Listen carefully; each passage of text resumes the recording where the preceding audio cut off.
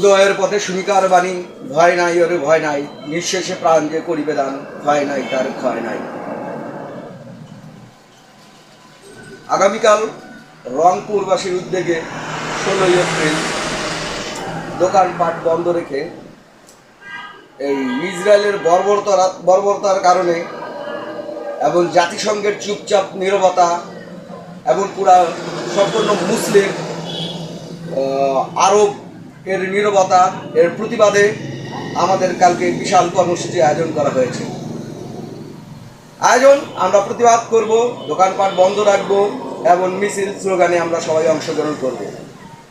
চল চল চল রংপুরে চল, চল চল চল দোকানপাট বন্ধ রেখে মিছিলে চল, চল চল চল ইসরায়েলের বর্বরতার প্রতিবাদে চল, চল চল চল সবাই কাঁধে কাঁধ মিলিয়ে চল, চল চল চল মুসলিম উম্মা এক হয়ে চল, চল চল চল ফিলিস্তিনের পক্ষে চল, চল চল চল গাজার প্রতি চল।